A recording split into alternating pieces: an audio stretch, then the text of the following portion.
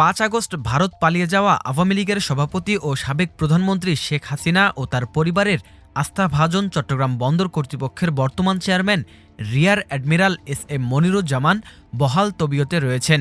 চট্টগ্রাম বন্দর কর্তৃপক্ষের বর্তমান chairman rear admiral SM. Moniruzzaman ২০২২ সালে ফ্যাসিস্ট আওয়ামী লীগ সরকারের আমলে বাংলাদেশ শিপিং কর্পোরেশনের ব্যবস্থাপনা পরিচালক হিসেবে দায়িত্ব পালন করেন। বিএসসির এমডি থাকাকালে রিয়ার অ্যাডমিরাল পদে উন্নীত হওয়া পর্যন্ত সেখানে দায়িত্ব পালন করেন তিনি।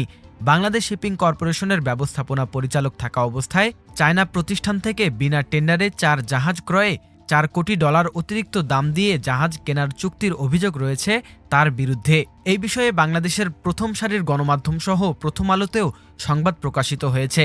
পরবর্তীতে বাংলাদেশ নৌবাহিনীর নৌ ফ্লিটের কমান্ডার হিসেবে দায়িত্ব পালন করেন তিনি। ৫ আগস্ট বৈষম্য বিরোধী ছাত্র আন্দোলনের মুখে ফ্যাসিস্ট আওয়ামী লীগ সরকারের প্রধান শেখ হাসিনা ভারতে পালিয়ে গেলেও ১১ আগস্ট ২০২৪ বন্দরের চেয়ারম্যান হিসেবে যোগদান করেন তিনি। ফ্যাসিস্ট আওয়ামী লীগ সরকারের হয়ে কাজ করলেও অদৃশ্য শক্তির ইঙ্গিতে তাকে চট্টগ্রাম বন্দরের চেয়ারম্যান হিসেবে নিয়োগ দেওয়া হয়। জানা গেছে, চট্টগ্রাম বন্দর কর্তৃপক্ষ টেন্ডার আহ্বান না করে বোর্ড মিটিংয়ে গোপন সিদ্ধান্তের মাধ্যমে ইনকনট্রেড লিমিটেডকে ৮ একর ভূমি ইজারা দিয়েছিল।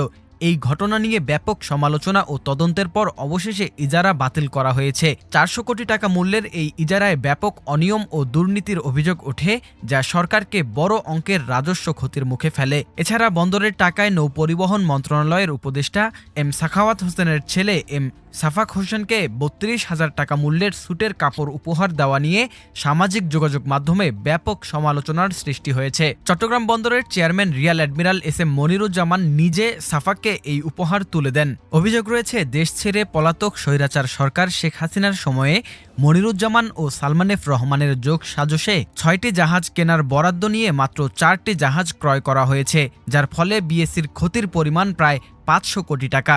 ২০২০ সালে চীনা কোম্পানি সিএমসির সাথে সাপ্লায়ার্স ক্রেডিটের আওতায় $২৩৫ মিলিয়ন চুক্তি হয় ৬টি জাহাজ ক্রয়ের জন্য। এই জাহাজগুলোর মধ্যে ৮০,০০০ ডিডব্লিউটি ক্ষমতার ৩টি বাল্ক ক্যারিয়ার এবং ১১৪,০০০ ডিডব্লিউটি ক্ষমতার ৩টি ট্যাঙ্কার অন্তর্ভুক্ত ছিল।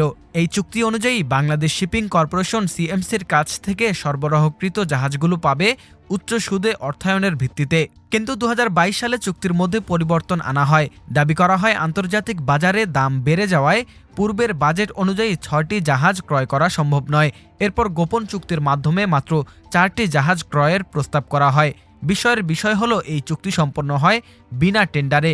চীনের national machinery export and import corporation সিএমসির সাথে গোপন চুক্তির মাধ্যমে উচ্চ মূল্যে এই জাহাজগুলো কেনা হয়। অভিযোগ রয়েছে, এস.এম. মনিরুজ্জামানকে ক্ষমতাসীনদের আশীর্বাদে চট্টগ্রাম বন্দরের চেয়ারম্যান হিসেবে নিয়োগ দেওয়া হয়েছে। এর মাধ্যমে তাকে পূর্বের অনৈতিক কার্যক্রম অব্যাহত রাখার সুযোগ দেওয়া হয়েছে। তার নিয়োগের মাধ্যমে সালমান এফ রহমান ও সাবের হোসেনের পুরনো এজেন্ডাগুলো সহজেই বাস্তবায়ন করা যাবে। গভীর উদ্বেগের বিষয় হলো, এ ধরনের চুক্তি এবং এর সাথে জড়িত দুর্নীতির ফলে দেশের অর্থনীতিতে দীর্ঘমেয়াদী ক্ষতির আশঙ্কা রয়েছে। সংশ্লিষ্ট কর্তৃপক্ষ এবং নীতি নির্ধারকরা কী পদক্ষেপ নেবেন তা এখনও স্পষ্ট নয়। তবে জনগণের দাবি, এই অভিযোগের সুষ্ঠু তদন্ত করে দায়ীদের বিরুদ্ধে দৃষ্টান্তমূলক ব্যবস্থা গ্রহণ করা হোক। কাজী হামদুল্লাহ, ফেস দ্য পিপল।